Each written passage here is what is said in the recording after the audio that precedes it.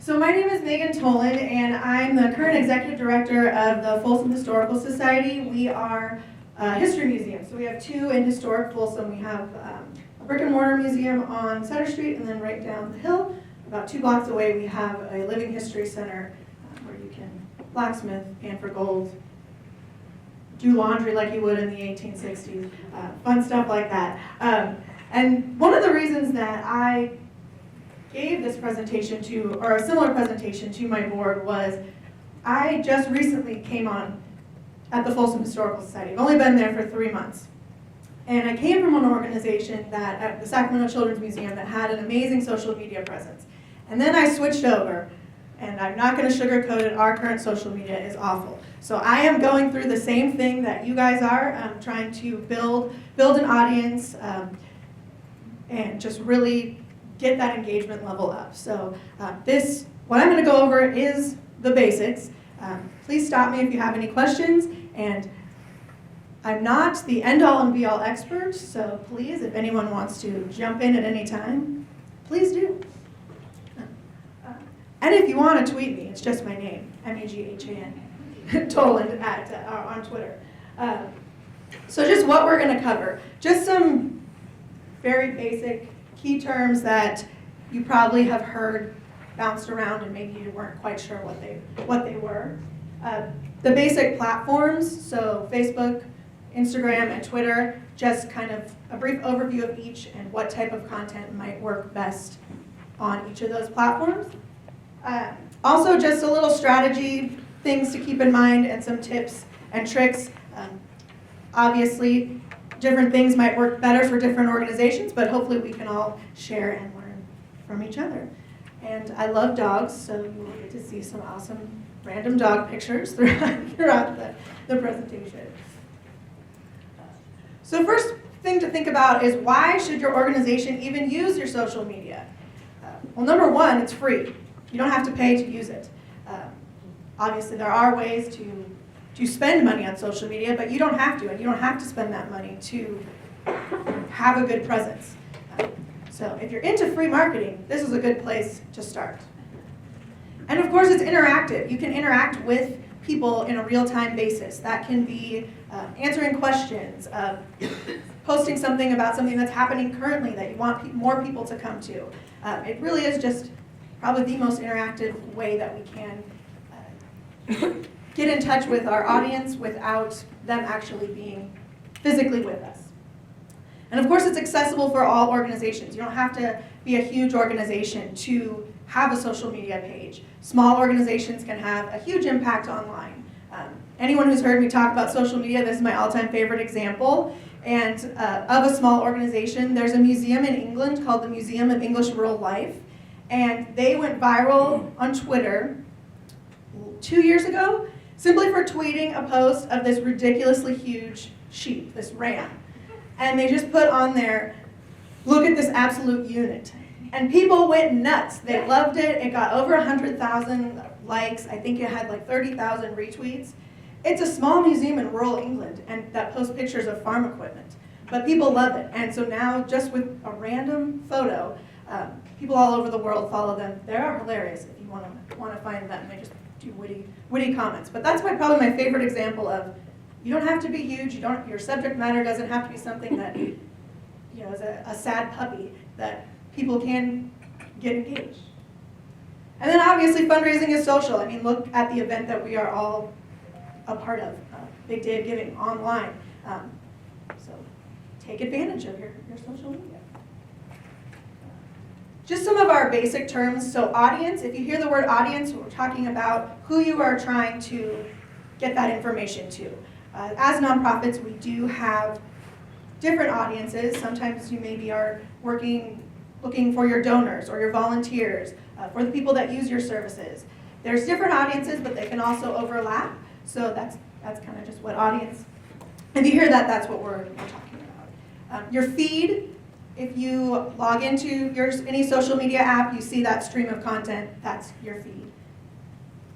A hashtag. So this is one, I've been doing Big Day of Giving for a long time, and I feel like if you know what a hashtag is, you use it. If you don't, you don't. but everyone is kind of, what is this? What is this, what is this infamous hashtag? It's just a keyword or phrase with the pound sign in front of it, but that serves as a way to link things together. So if you see up on the screen the BDOG2020 hashtag, if I post something on Twitter, someone over here does, someone over here does, I can click on that hashtag and it'll pull up everything on Twitter that was posted with that hashtag. So a hashtag is kind of like an informal way, a less formal way of tagging people and of connecting things from all over, you know, the city, the state, the world, however broad that hashtag is. Stupid questions are okay. No, oh, of course, yes, please. So is hashtag unique to Twitter? It is not. You can use it on any platform. It's most active on Twitter and Instagram. So you can actually follow, you can, like on Instagram, you can actually follow hashtags, but it is mostly on Twitter and Instagram. How would you look up a hashtag? So you can go, so are you saying to create one or just to Well, kind what of? if I wanted to look at hashtag ballet? How would did I just look ballet up on Google and everything about hashtags? So you'd want to go to, the easiest way to probably, because if you just Google ballet, I can't even imagine the amount of things that would come up. So the easiest way would probably be to open Twitter, Instagram, or Facebook, most likely Twitter, Instagram, and just in the search bar, you just put literally hashtag ballet, and things that people have added that hashtag to will come up. Awesome, thanks. Yeah. Okay. And when you just said open Twitter, if I don't have a Twitter page or account, how do I open Twitter? Well, if you want to have an account, it's really easy to set up. You can also just put in, you know, just you want to go to twitter.com and you can set up that account, and that's if you want to use it. It's not the medium for everybody. Right, but can you look at Twitter if you don't? You can, you can. Yeah, one thing about the hashtags is you can't control what everyone else is posting. So for example, at the Folsom Historical Society, what I'm trying to institute is our hashtag is hashtag Folsom History. So I'm putting that on anything we tweet, an Instagram post, and that's the hashtag that I want people to use if they are engaging with us. So while I don't own it, I can't stop anyone from, you know, Colorado using it as well, but I can also kind of curate my followers to hopefully start using that one. So yeah, if your organization has one, you want to make sure you're using it, because then hopefully most of that content will be the stuff that you've put out and your followers have put out. But I would check out the hashtag, because you might think it's very innocuous, and like it's not, is all I'm gonna say. Like I did a personal post one time, and I wanted to do redhead, because at one time this hair was very red. But anyway, I did that, oh no, because then my post would be in a collection of other posts that have the same hashtag that were not comfortable for me to be associated with. So I think it's safe, like you're doing Folsom History. I do Chat Sacramento, CCHAT Sacramento. No one else is gonna want that or use that. I use cochlear implants. I use hearing aids. You know, that kind of thing. I think it can get kind of muddled too when there are like 25 of them attached to something. Yeah, you don't need to worry. If you want to use them, don't worry about having to, I mean, if you've ever come across some people have 30, I mean, that's way too many. Don't worry about having to put that many in. Okay, my question is, we're talking about hashtags and tweets and Instagrams, and we are very basic, and I'm the owner of everything, and I'm too old to be doing this. You know, I don't have any 10-year-olds to help me. So anyway, what my question is, as a basic thing, do we want a Twitter account? Do we want an Instagram account, and how do I know that? Well, if you are the only one that is running everything, that can ultimately be your decision. If you have a Facebook and you're having, and that's the best way to get in touch with the people that you are working with, I would say just stick with Facebook. You don't have to have all three. These are just different options.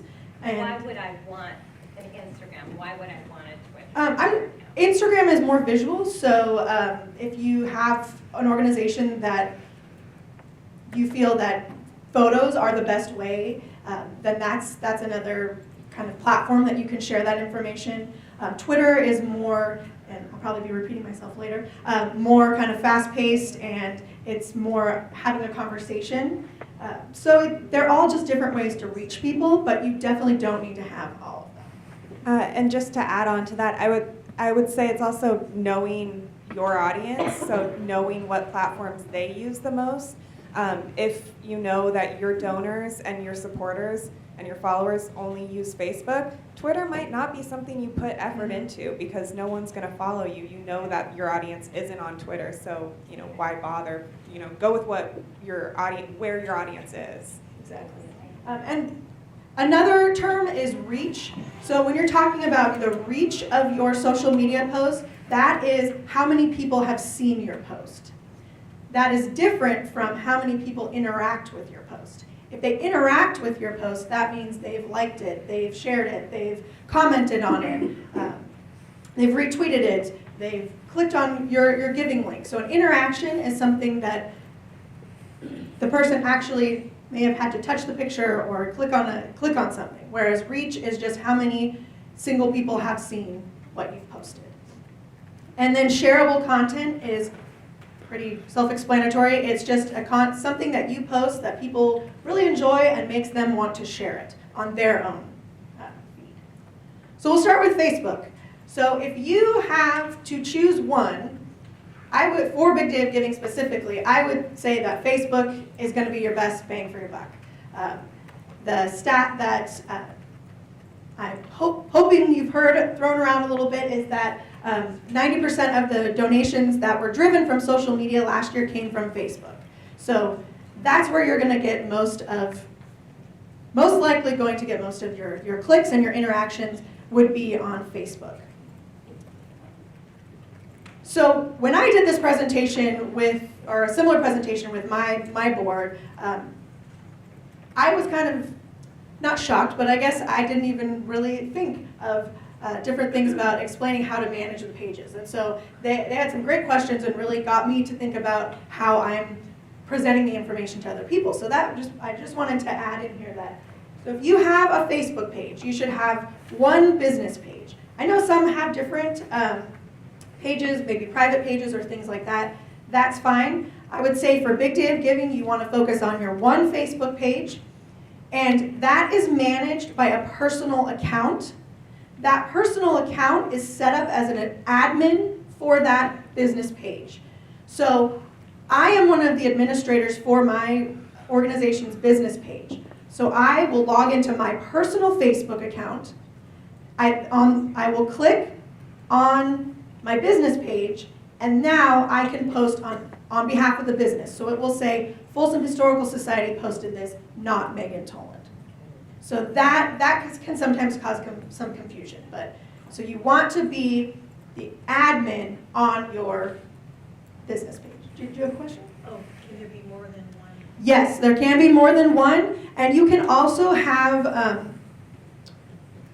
multiple people that are able to post, and you can also change certain permissions. So maybe one person can only post, but they can't delete things. So there are different ways that you can control. If you're working with lots of different people, you can control the content and who's posting what. And this is something that if you need help setting this up, we can do that in the breakout. And so I'm assuming a lot of you have your personal Facebook pages, or at least somewhat familiar. Facebook is much more visual. That's going to be a place where you can do, if you have larger photo albums, that's a place for it. Longer form videos, if you have a 3-minute YouTube video, Facebook is going to be a place where that would probably perform better because you'd be able to watch the whole video on there.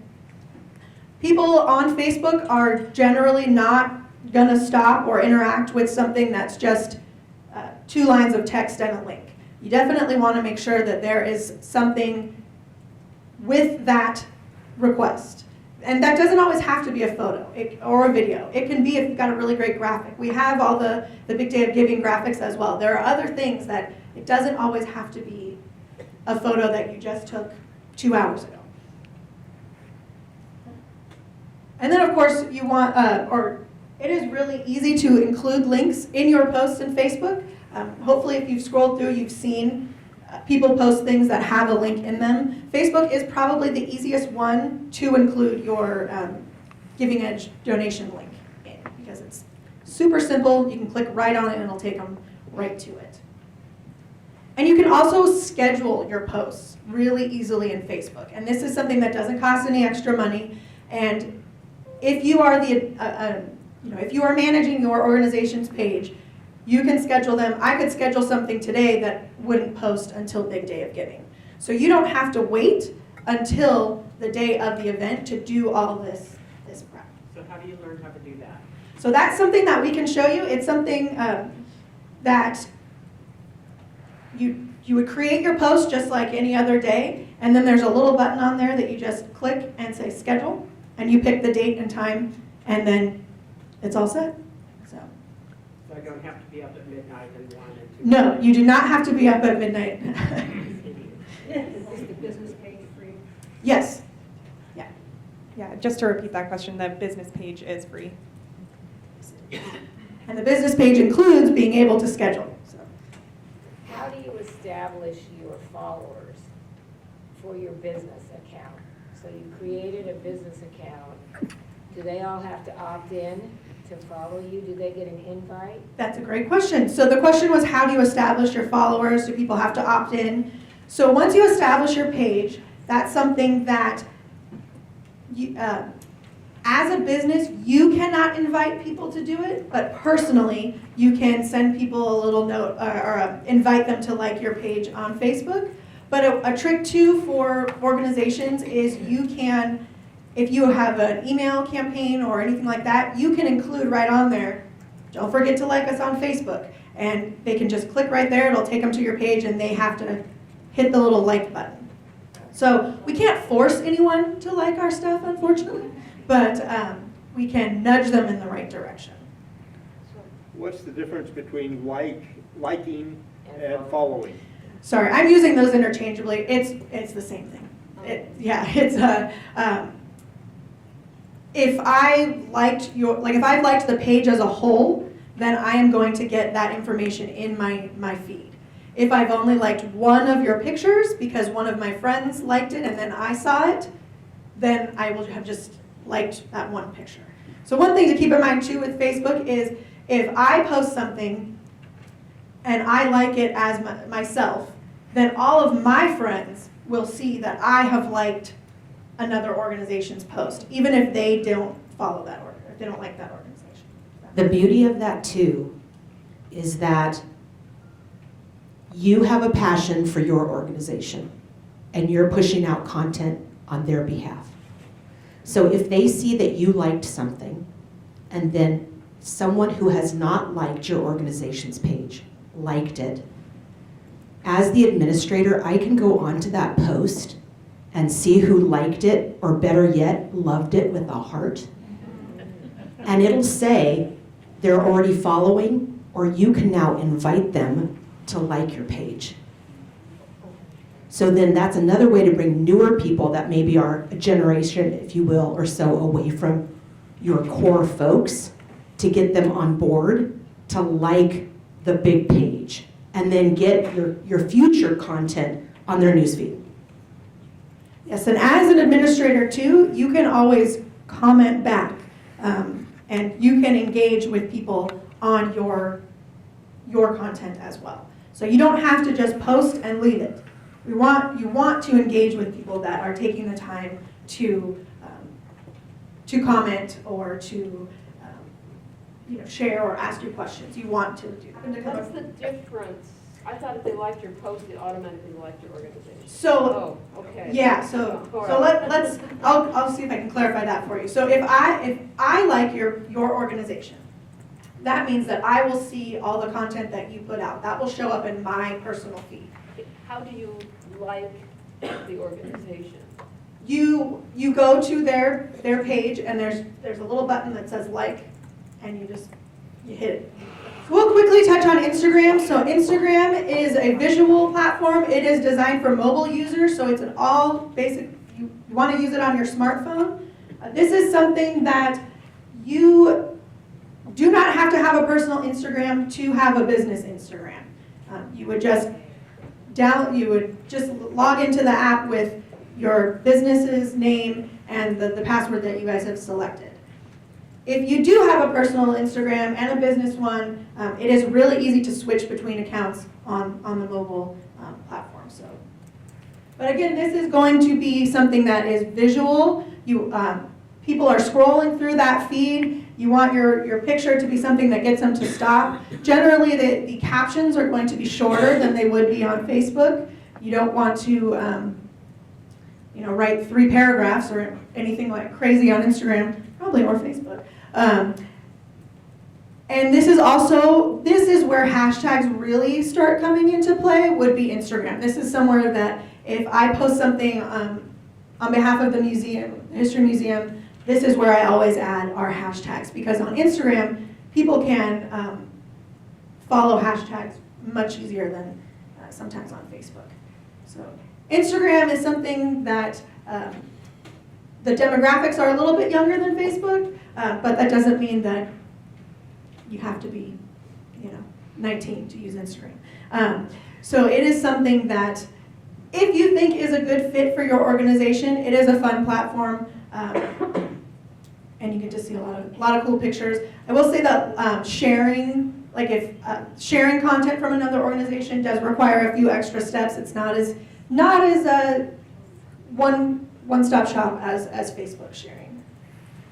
I was wondering if the 90% of the BDOG social media driven donation came from Facebook, because 90% of the social media that was put out there was Facebook, or I can speak to that a little better. I imagine that most of the social media posts were Facebook, but we, looking at the analytics for the past year and seeing the ways that social drove folks to the Big Day of Giving website on and before Big Day of Giving, we continue to see that most folks come through Facebook, and I think it's super easy to share a link, share a photo, share a heartfelt message on Facebook. That's harder on Twitter, where it disappears, and in fact we've seen traffic from Twitter decrease over the past couple of years.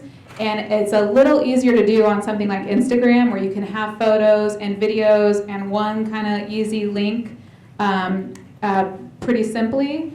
And we've seen traffic from Instagram, and importantly Instagram stories, which we're happy to talk about in the breakouts, rise over the past couple of years. But I do believe that the majority of social media is happening on Facebook, and I think lean into that because it's clearly working. Yeah, I think we can't stress enough that if you are picking one, Facebook is going to be your best bet. So Twitter. Twitter is not going to be, like Vasey said, it's not going to be where you're going to be getting lots of your donations. I like to think of Twitter as a way to, I always think of it as a way to kind of give a shout out and almost like high five other organizations. So like on my own personal Twitter, I will, if I'm at an event like this, I like to call it out and just kind of give a little virtual high five is kind of how I like to think of Twitter. And I like to use my organization's Twitter as just a way to do that with other organizations, because I think sometimes it gets overwhelming and you're like, oh, why are people just not even interacting the way that I want them to? And so sometimes just a little like from another organization in the same boat is just a little ego boost that is nice to get. And again, Twitter, you have one account, and you don't have to have a personal account to have that capabilities on Twitter. It'll be one business account that you can sign into. You can do it on your phone, or Twitter is you can use it on your computer as well. And it is more fast-paced and conversational. Your tweets move through very quickly. They don't hang around on people's feeds for very long. So this would be something more that you would, again, you're gonna have more of a conversation with people and maybe respond to things, like things. But it's not gonna be a place for your long form posts. And this is also where hashtags are important, easy to find. This is a way for you to link up into that conversation. But again, Twitter isn't going to be your best bet for donation sources on Big Day of Giving, but it is, like I said, sometimes a nice way to just show other organizations participating that I see you, I like what you're doing, here's a little heart. So I'll kind of wrap up here with just some basic things to keep in mind and think about. Number one, I don't think I said this on our Facebook thing. If you already have a Facebook page, but you're not active, a business or organization's Facebook page, but you're not active on it, start getting active. Start building that presence now. You're not going to get much traction if you haven't posted anything since last Big Day of Giving, because no one's seen you since then. So, if you're just starting, you're just creating that Facebook page, start posting things now. Not every post needs to be asking for donations. Especially, that really shouldn't be every post. This is our opportunity to show people on our social media what we're doing. We use it to brag in our personal lives all the time. I mean, I'm guilty of it. Like, look at my sweet vacation, or look how cute my dog is. That's the whole point of social media. So kind of try and switch into that mindset with your own organization's social media. If you're doing something awesome, how are people going to know if you're not willing to put that out there and let them and brag a little bit about it? So start building up what are some fun things to post about? What are some things that people might be interested in? But start now, because if you wait until May 1st, you're probably not going to get that traction that you want by a week later. And really, you want to make sure that you are thinking about your audience. Who is your audience? Who are you trying to get to engage with your posts? Are you trying, for example, if I'm trying to get a bunch of volunteers for a specific project, I don't want to post something that's so overarching that it's almost vague. Target those volunteers. Target those people that are already interested in volunteering. So think about who you're trying to reach when you post different things. And then you also want to make sure you're engaging that audience, that you're posting content that people are actually liking. So now's your time to kind of experiment and see what works better for my audience. Do they like when I post videos? Are they commenting more if I post photos of this specific program? What are they interested in? And now's your time really to try different things out. If you post something and it doesn't go over well, don't worry, people's memories are short. They're not going to remember that you posted this and it was a flop. And that goes the same with being able to recycle your content. Just because you posted a photo once doesn't mean you can never use it again on any of your social media platforms. Reuse stuff. I wouldn't recommend that every single post is the same photo, but I don't know that I'm going to remember that 6 weeks ago you posted the same photo, because there's a lot that we all see on our social media. So if it's something that is a great graphic, is a great photo, really highlights what you're trying to push out there, use it again. And you can always tweak whatever text you're using with it. Feel free to recycle. But you want to make sure that it's not word for word, exactly the same thing. You're not just resharing something you've already done. So there are options to work with a lot of different material that you already have. You don't have to go out and start trying to do a rainy day photo shoot. And then, of course, you want to make sure that whatever you're posting is fitting for the platform that you're using. For example, if you have a really great YouTube video, which I wish my organization did right now, and it's 3 minutes long, it probably wouldn't be the best fit for Instagram, because you can only do generally 60-second videos on Instagram. But that'll be a fantastic fit for Facebook. So think about what's going to work there. If you have kind of a longer message that you're trying to get out, again, that might be for Facebook. If you've got just really cool photos, use them on both. You can use the same thing on all the platforms. You don't have to have a different photo or a different video because again, people's memories are short, and we all see so much. And then don't forget to put if you are using a hashtag, like we talked about, if your organization has one, don't forget to put it on your posts. And if it's a Big Day of Giving post, use the Big Day of Giving hashtag. That way, if people are searching that hashtag, they might come across your organization that they didn't even know existed. But you've got to start using certain things now. So if I want my history that hashtag I'm using to gain some traction, I've already started using it. But you have to be consistent if you choose to use a hashtag.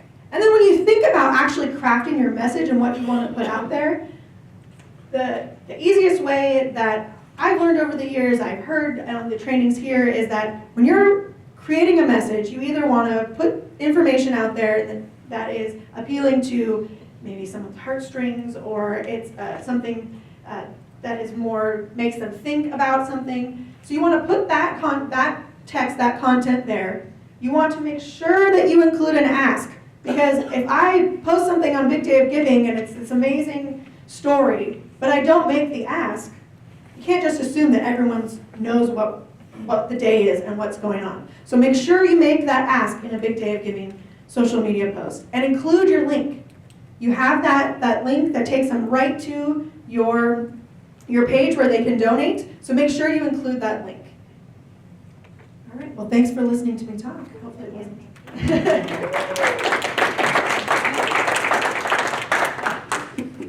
All right, well, we are going to jump into 3 quick slides about email outreach, and then take a break, and we'll come back and we'll break out into those table sections based on a few topics. It sounds like there's a lot of interest in some technical assistance, some walking through how to social media, maybe how to email.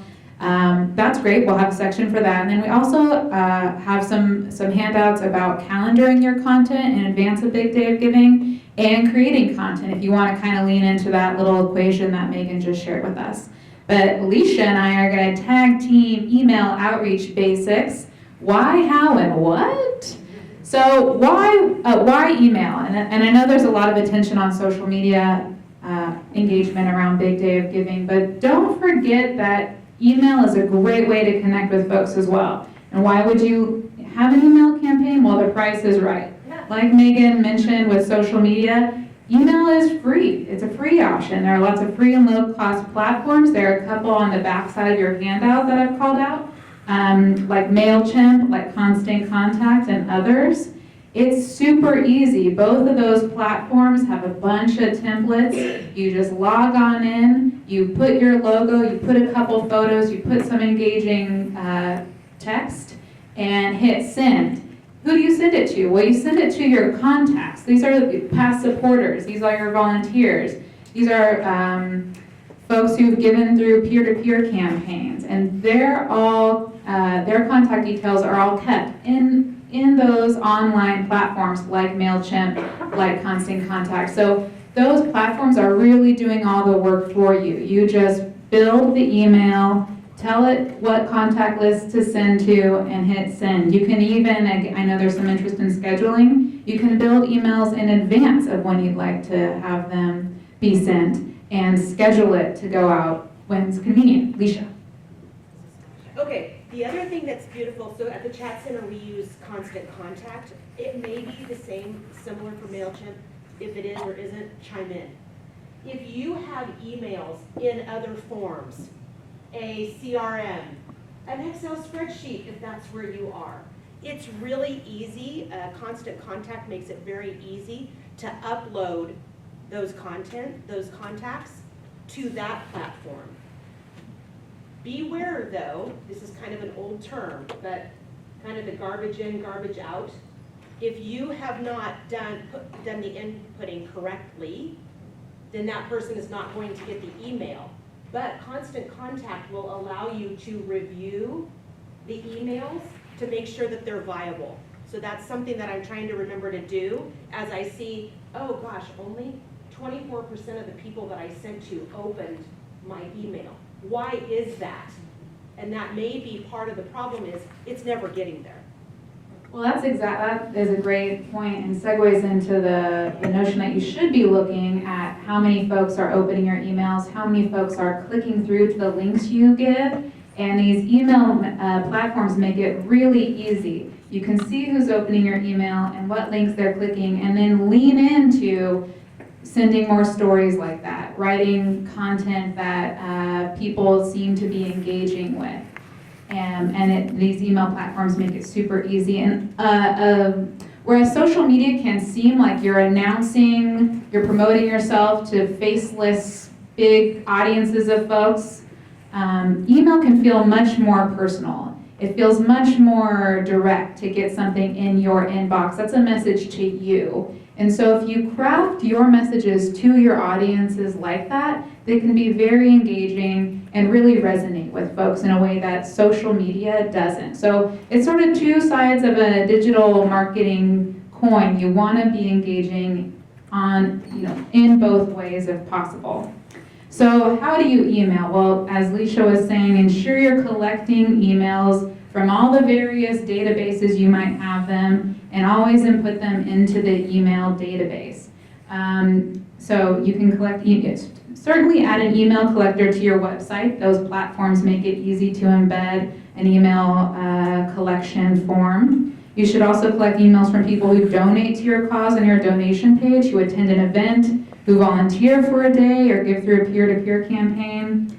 And then also be sure to engage folks who follow your social medias to also sign up for your email lists. People should be hearing from you in a surround sound kind of way on all the ways that they get messaging. Yes? I have a question on what she just mentioned about where you can see your click rate of what's being opened.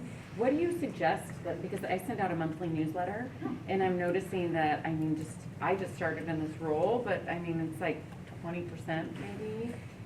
And that's been the trend, even, just over the past year or two. And so I'm thinking, is it going into their spam folder? Is it going to the promotions folder?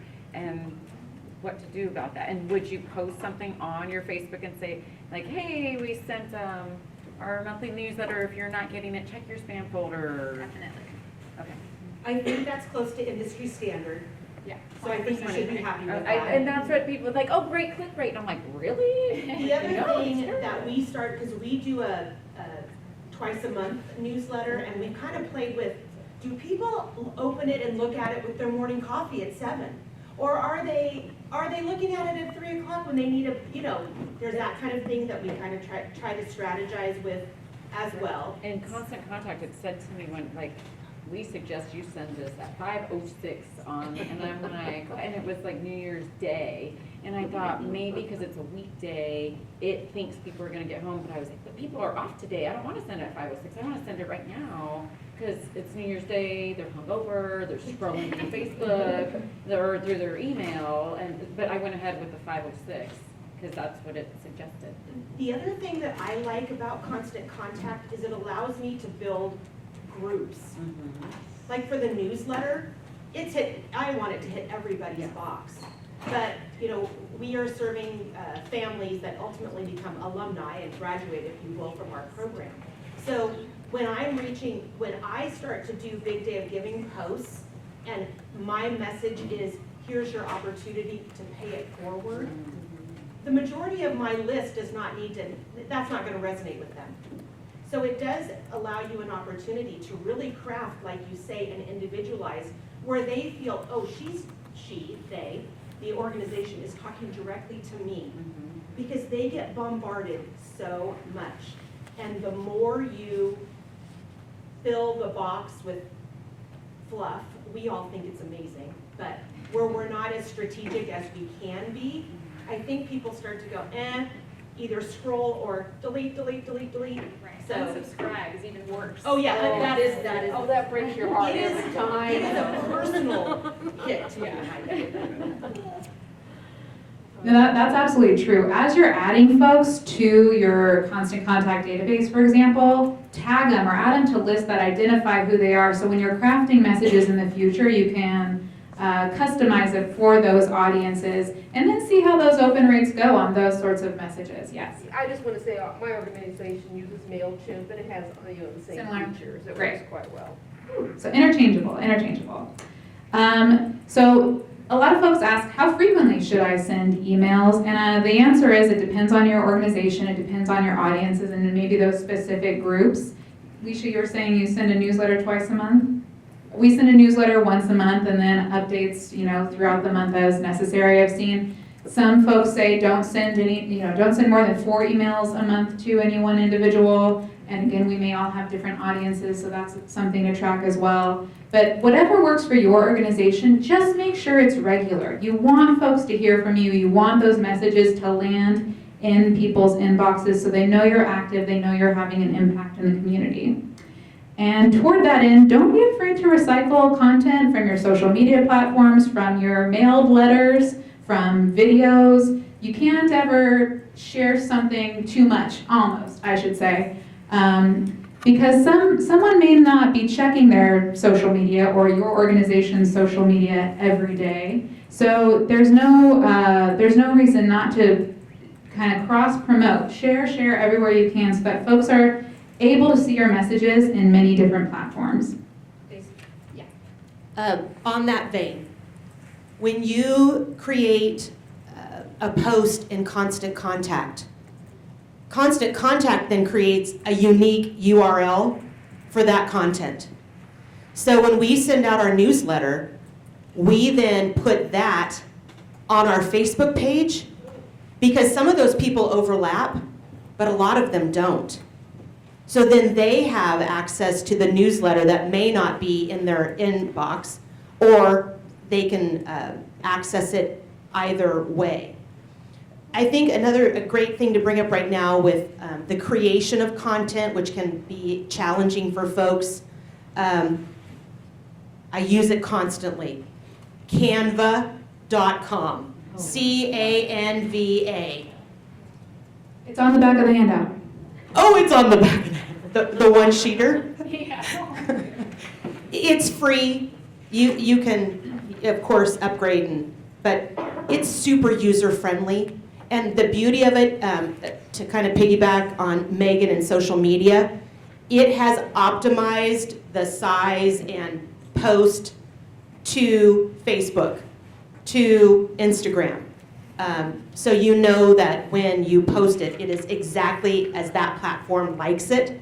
And then we're constantly pulling that stuff that's already created into our newsletter. So there's lots of ways to use one. Yeah, make it easy for yourself. And just an example of using that URL and putting it into social media, if any of you who, hopefully you're all a part of the learning community on Facebook, if you ever see me post the bark after I send it, that's using that URL. So basically I just plug that into a post, and that's when you can click on that preview that it generates, and it goes to the newsletter. So that's how that's done. That's an example of what it would look like.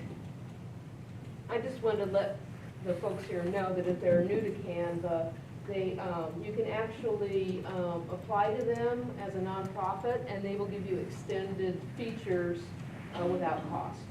Yes, we just did that last week. Very exciting. Oh, I was ahead of you on something. I know. You will feel like a graphic designer after like 3 attempts at it, I think. Well, that's how I felt. Yeah, because so much of what we're talking about today does really take off if you've got engaging visuals, and that means taking photos when you have the opportunity, asking your supporters to take photos of your impact in the community if that's something you're able to do, getting all permissions.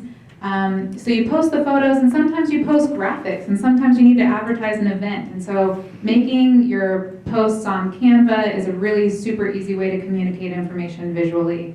And sending them out via social media and via email is a great way to get them out in the world. So to piggyback on what Megan said and what Leisha's just said, messages that are super informative and heartfelt, and as I just said, contain engaging visuals are always nice.